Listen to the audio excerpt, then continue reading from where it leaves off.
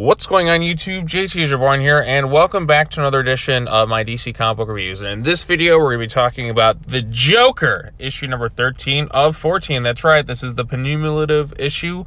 We got one more issue left, which is going to come out next month. So I definitely got to reread this whole series before that final issue drops. There's only 14 issues, but here we are. Like, this is it. Like, we're pretty much at the end here. This particular issue was basically just vengeance going into the Samson family and pretty much just kind of killing everybody while the Joker plays this sort of mind games with her and the family and all that. And it ends in an interesting kind of way to see where things are going to go from here, but it still like didn't answer some of the big questions that were going on after I read about the big reveal of Bane still being alive, even though he's a zombie in Task Force Z.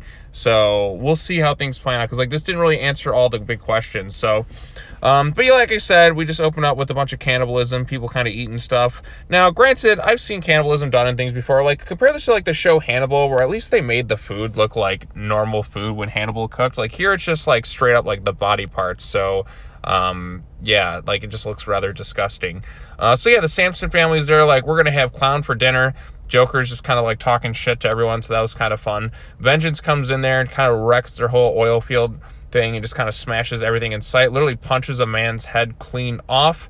And then finally she gets the chance to kill the Joker, but of course, because we still have one issue left, she can't just do it. She can kill other nameless thugs like and henchmen all the time, just the same thing with other people. But when it gets to that main one, Joker's able to kind of like sweet talk, and before she can kind of like deliver the finishing blow, Bane comes in and is like, "Hello, daughter, it's time we spoke." So yes, Bane is still alive.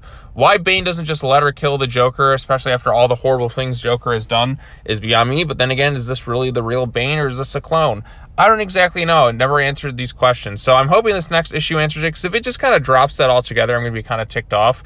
Because, like I said, Bane was supposedly dead, and we never got an explanation. He's also in Task Force Z. So it's like, did plans change, or is it just like, since this is pretty much Tynian's last like main DC series before he kind of like jumped ship to like his own thing, is that pretty much just going to be it? I don't exactly know. Artwork in this particular issue, once again, is really stellar. The Joker book has had consistently good art throughout it. And yeah, I'll be interested to see where things go from here. Now into the final thing, which is the never-ending Punchline backup storyline. The reason I feel like I should say never-ending is because it's just, it's been kind of a pacing thing where it just kind of feels like this one is like really kind of dragged, whereas the Joker issue, yeah, it's definitely dragged in places, but I feel like there's much more going on. Like Jim Gordon's like on a globe-trotting adventure, whereas the Punchline thing, it's like, oh my goodness, like we're still in the courtroom thing. So basically people are just really like, she's able to kind of manipulate her way out of a guilty verdict, so the jury eventually says like not guilty, because they're really stupid and they can't like see through this facade. So yes, Punchline is completely free. And yeah, the Punchline simps out there are just like, free Punchline, she's innocent. Like, they fell for her trick because Gothamites are stupid. That's either that, or like it's a corrupt politician who kind of, or a corrupt judge who like bought the jury or something like that.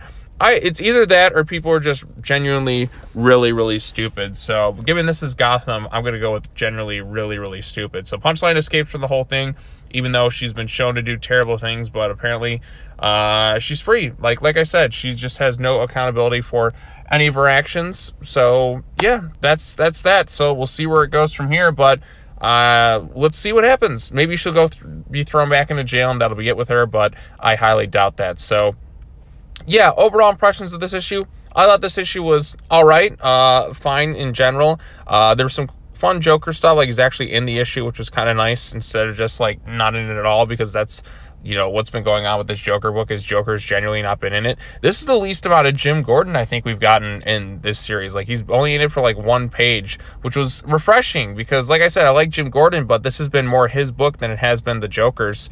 So I'm curious to see how it all kind of like concludes in the next issue. Is it going to answer a bunch of questions? Is Joker just going to be thrown back into jail? Like, what was the point of the series by the end of it? So I'm interested to see how Tynian wraps this thing up. Like, I didn't love this particular issue. I did like Vengeance. Vengeance was cool, just beating the shit out of and killing a bunch of people. That was cool to watch.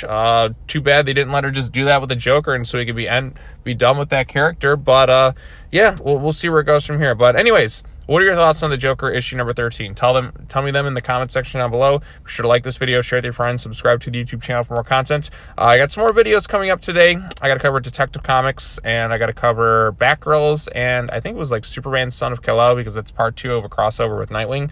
So look forward to that. Oh, and Urban Legends at some point today. So yeah, I got a lot of books to cover today, so look forward to that. All right, well, that's all I got to say. As always, take care now. Bye-bye then, and I will see you all in the next video. Peace.